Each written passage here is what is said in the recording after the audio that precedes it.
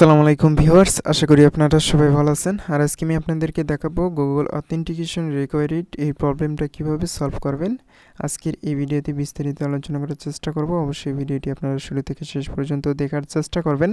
আর আপনি যদি এরকম সফটওয়্যার বা অ্যাপস রিলেটেডের কোনো ভিডিও পেতে চান তাহলে অবশ্যই চ্যানেলটি সাবস্ক্রাইব করে পাশে যে বেল আইকন রয়েছে সেটি ক্লিক করে নোটিফিকেশন অন করে দেবেন। তাহলে আপনি সবার আগে আপডেট ভিডিওগুলো নোটিফিকেশনের মাধ্যমে পেয়ে যাবেন। তাহলে চলুন ভিডিওটি দেখে নেওয়া যাক। সো আপনারা যখন গুগল প্লে স্টোরে গিয়ে যে কোনো অ্যাপস ডাউনলোড করতে চান বা গুগল প্লে স্টোরে ওপেন করতে চান তখন কিন্তু এইরকম একটি নোটিফিকেশন শো করে। এই প্রবলেমটা সলভ করার জন্য আপনি দুইটি ওয়েতে এই প্রবলেমটা সলভ করতে পারেন। যদি আপনি প্লে স্টোর 5 ইউজ করে থাকেন বা আপনি যদি কম্পিউটার অথবা আপনি মোবাইলে যে কোনো জায়গায় যদি গুগল প্লে স্টোর ইউজ করে থাকেন, যদি এই প্রবলেম ফেস করেন তাহলে অবশ্যই এই দুইটি টিপস কাজে লাগাবেন, তাহলে অবশ্যই এই প্রবলেমটা সলভ হবে। এই প্রবলেমটা সলভ করার জন্য আপনার ফোনের সিটিং অপশনে যেতে হবে। আপনি ফোনের সিটিং অপশনে যাবেন।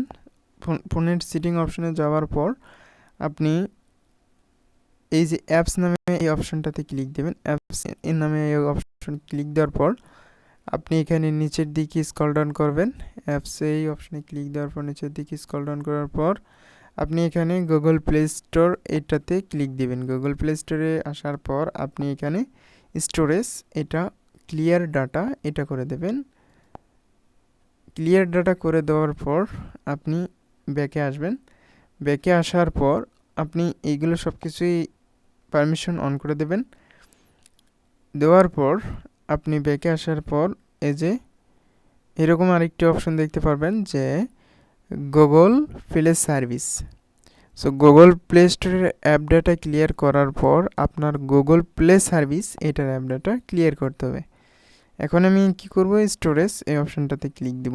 স্টোরেজ অপশনে ক্লিক দেওয়ার পর আমি ক্লিয়ার ক্যাশ এইখানে আমি ক্লিক দেব, দিয়ে অল ক্লিয়ার করে দেব। আচ্ছা, এরপর আমি এখানে ম্যানেজ স্পেস এইখানে আমি ক্লিক দেব। ম্যানেজ স্পেসে ক্লিক দেওয়ার পর একটু ওয়েট করব। এইখানে আমাদের যে কাজটি করতে হবে এই যে ক্লিয়ার অল ডাটা এইখানে আপনি ক্লিক দেবেন। এইখানে ক্লিক দিয়ে ওকে করবেন। ওকে ক্লিক দেওয়ার পর আপনি এখন আপনার ফোনের প্লে স্টোরে যাবেন। এরপর আমি এখন প্লে স্টোরে ক্লিক দিলাম। ক্লিক দেওয়ার পর দেখেন এইখানে কিন্তু এখন চলে আসছে। আর এর আগে যখন আমি ক্লিক দিতাম তখন কিন্তু আমার এটা কাজ করতো না। যাই হোক, এবার কিন্তু আমাদের এই গুগল প্লে স্টোর ওপেন হয়েছে। আমি এখান থেকে যদি কোনো অ্যাপস বা সফটওয়্যার ইনস্টল করতে চাই তাহলে কিন্তু ইনস্টল করতে পারবো। দেখুন আমি এখানে ইনস্টলে ক্লিক দিলাম। আচ্ছা, ইনস্টলে আবারও ক্লিক দিই, দেখব আসলে ইনস্টল হয় কি না, আমরা এটাই দেখব। এই যে আমি ইনস্টলে ক্লিক দেওয়ার পর এখানে ইনস্টল হইতেছে, এখনও স্টার্ট হয় নাই। এই যে স্টার্ট হয়েছে, আমরা দেখব যে আসলে ইনস্টল হয় কি না। এটা চেক করার জন্য এই সফটওয়্যারটা আমি এই অ্যাপসটাকে ইনস্টল দিলাম।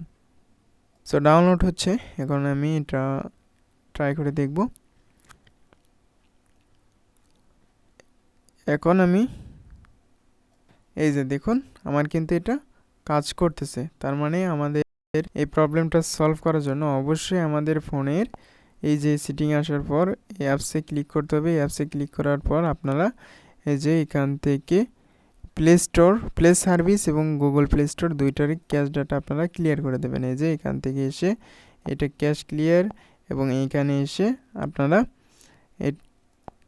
এই ক্যাশ ডাটাতে ক্লিয়ার অল ডাটাতে ক্লিক করবেন। ক্লিক করার পর আপনারা গুগল প্লে স্টোরেরটাও সেম একইভাবে এই ক্লিয়ার করে দেবেন। ক্যাশ ডাটা ক্লিয়ার করে দেওয়ার পর আপনার কাজ শেষ। এরপরে আপনি গুগল প্লে স্টোরে গিয়ে সার্চ করলে আপনি এই গুগল প্লে স্টোরে দেখবেন যে আপনার ওপেন হয়ে গেছে এবং এই প্লে স্টোরে আপনার কাজ করতেছে।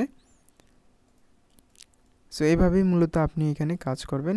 আর যদি ভিডিওটি ভালো লাগে এবং এই ভিডিও থেকে যদি আপনি কিছু শিখতে পারেন তাহলে অবশ্যই ভিডিওতে একটি লাইক কমেন্ট করবেন এবং চ্যানেলটি সাবস্ক্রাইব করতে ভুলবেন না।